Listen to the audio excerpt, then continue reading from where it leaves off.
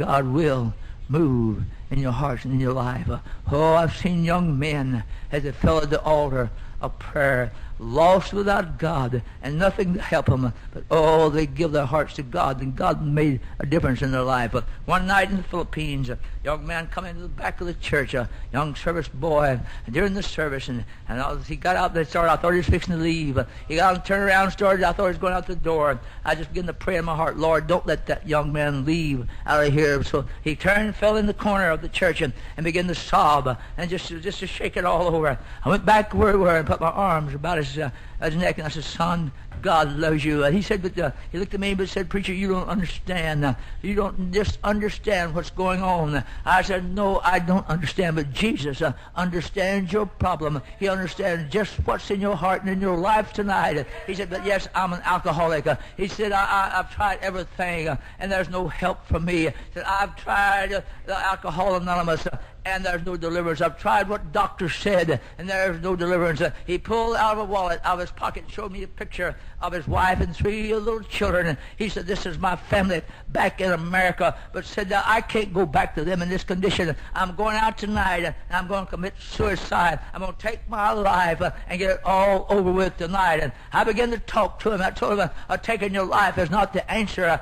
Just your sorrow and your trouble has just begun when you do that, because you'll move on out of this old body in the presence of the devil in hell. There you'll suffer and burn for eternity. So he said, but God will take care of you. God knows how to meet that need. Yes, but there's no help for me, he said. I began to talk to him. I said, you tried man. You tried the Alcohol Anonymous, and they say there's no help for you. You tried what the doctor said, and there's no help for you. I said, try Jesus tonight. And my message to you tonight, if you're here without Jesus, try Jesus just one time. I'll give him a fair shake of your life and say, Lord, I want to try you. I haven't found the pleasure outside. I might find pleasure for the night. I might find pleasure for the time being, but it wears off, and then there's a vacant place down in my heart. And that young man that night, he said, yes, I'll try Jesus. One more time, I'll try him. And said, I'll let God have his way in my life. And he began to pray, and those tears of remorse turned to tears of joy as he lifted his hands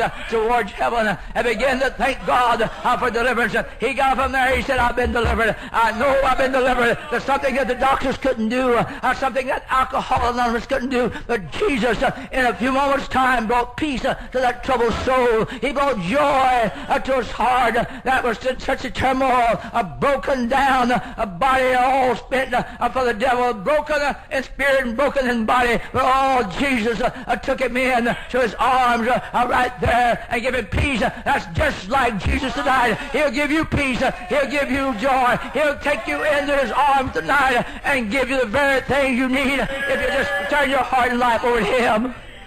Come out in the open and let God do the work. Young man, Fort Lewis, come back from Vietnam, been on drugs, come back to Fort Lewis. He got delivered though in Vietnam, went to a little serviceman's home in Saigon. I was over there and God delivered him.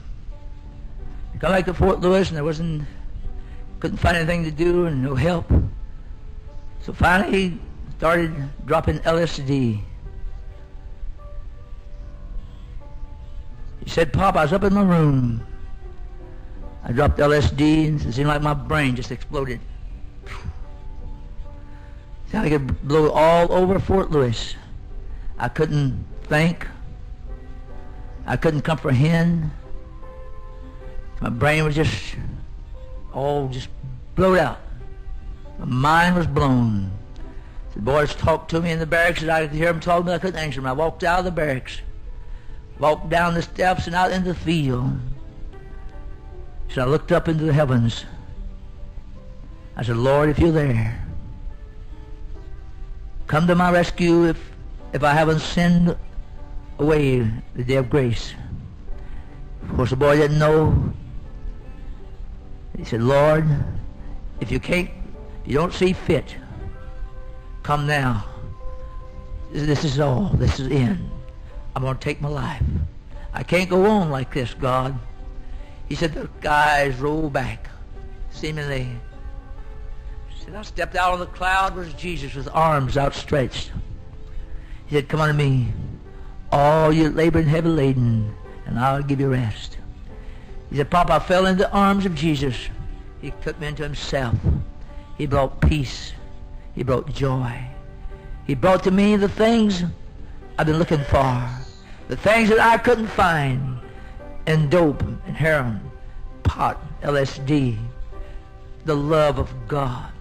He said, I come out into the open where God could talk to me. I got behind those things. Back there, I said, Lord, this is it. I got to have you. I can't go on. The moment you have that desire in your heart, God will do the rest.